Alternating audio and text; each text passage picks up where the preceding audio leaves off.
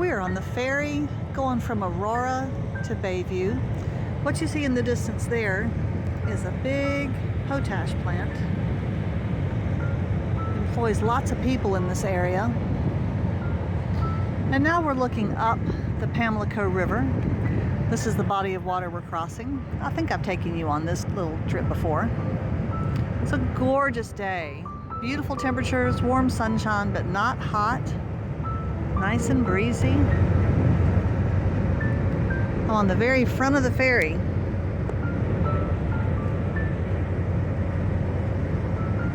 They don't let you go past that netting.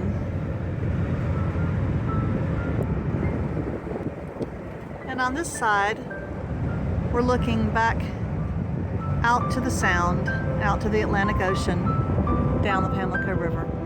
Just a smattering of clouds low on the horizon. Otherwise, the sky is very clear. Adam and I are on our way to a little overnight date outside of Belhaven, North Carolina. We're back at our favorite spot for a picnic before we go check into our Air B&B. Adam has made us cucumber sandwiches wrapped in really fun paper. We'll look at that in a second. He made his yummy chai, which he put into this container. That's to drink. He's also made really beautiful pasta salad. And then we have my favorite potato chips. Grandma Utz's. Let's see this sandwich we're unwrapping. Mine's on rye. You got rye, a little cucumber. That looks wonderful.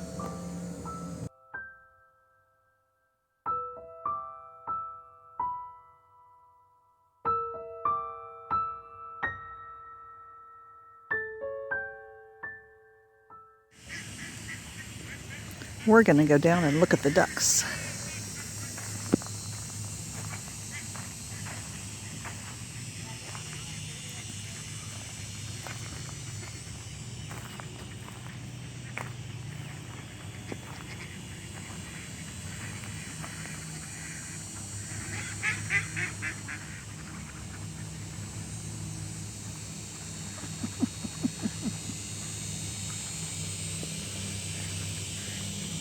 I wonder if they're as ornery as chickens.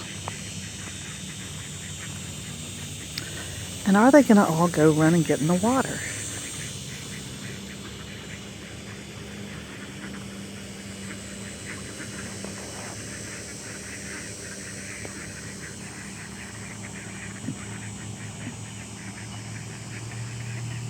And they're moving toward the water. They're not real happy that I'm here.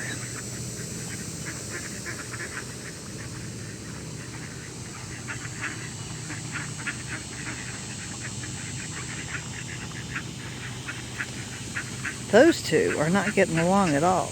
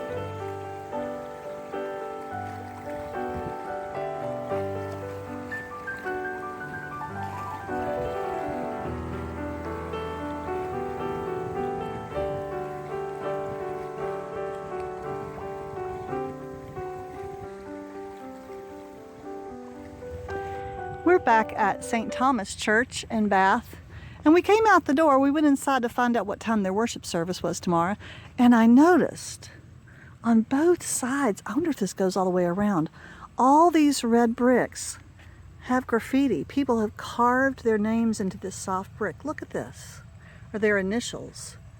And then I looked up at this one.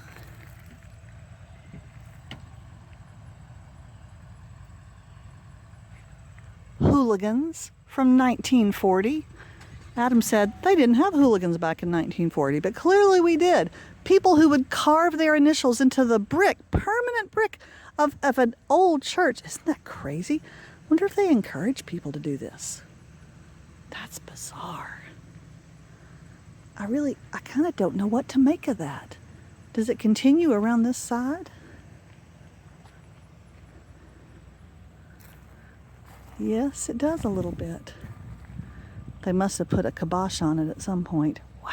Adam and I are on a little overnight vacation at a little house outside of Belhaven, North Carolina.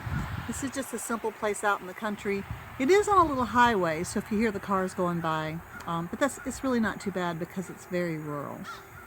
So I just thought I would catch you up with where we are. There's good cell reception here, but there's no Wi-Fi. And it's been a long time since I've been somewhere without any Wi-Fi. And it's interesting, I sat here on this swing. Adam read a book. He's reading The Lord of the Rings. And I was knitting. And little things kept popping into my head that I wanted to know. Just little things, like where something is, or what somebody looks like, or whatever. Things you can look up on the internet. And I realized that we've gotten ourselves into a situation where we don't have to wonder things anymore. As soon as you wonder something, you can go find it out. We've talked about that a lot. I'm sure everybody does. But it makes me wonder what kind of people we've turned into that we don't have to wonder anymore.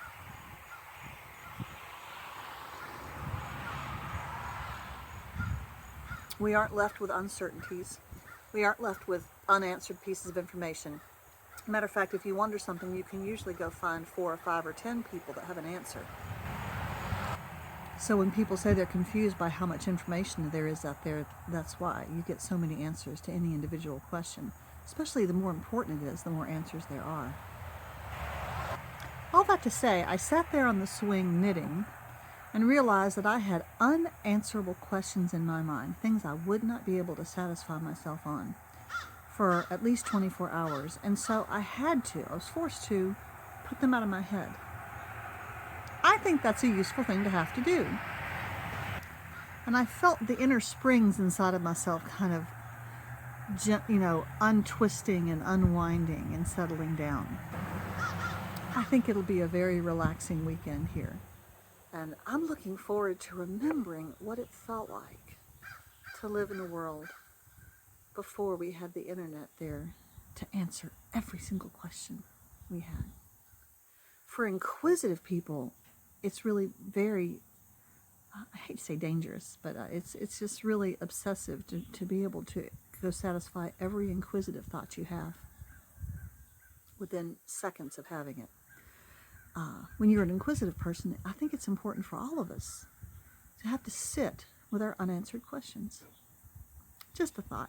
Anyway, I'll let you know how our vacation goes. It's just a little plain kind of house near 2 small towns, but I think it'll be relaxing.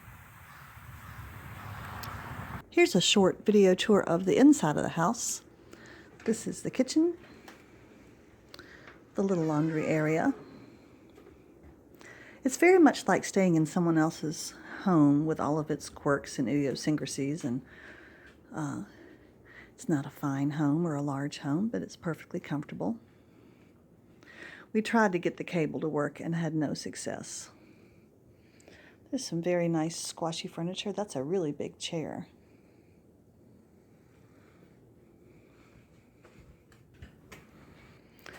There's the restroom. Not fancy, but perfectly serviceable. Oh, I left the bed a mess. This is the larger of the 2 bedrooms. Mostly just a bed and some very small furniture. Here's the second of the bedrooms. Again, nice comfortable bed. Very small furniture. Rather plain, but not bad.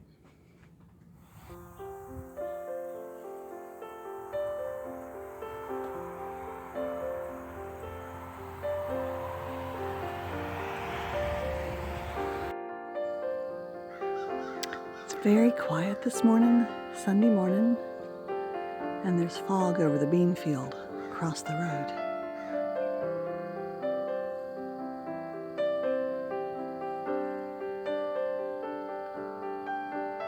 I can hear the roosters down the road. That tree right there is quite dead.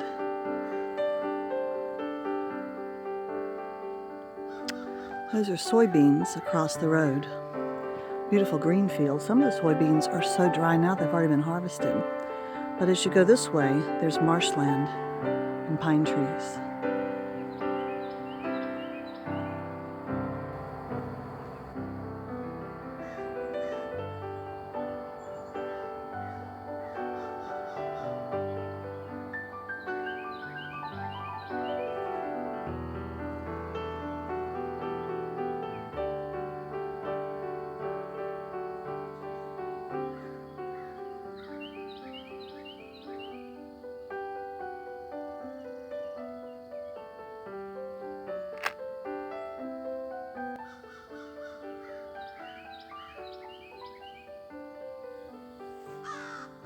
Good morning. It's been a nice break. I finished a book last night. I was reading one of those Alexander McCall Smith books, one of the ladies' #1 detective agency books from Botswana. Those are very fun. Some nice reading. And today I'm continuing on one of my Beatrix Potter books. I am wearing a sweater today. Look at this. It was too cool outside and I had to put on a sweater. There's just the occasional car going by, but on Sunday morning at before 8 o'clock, not many people are going anywhere.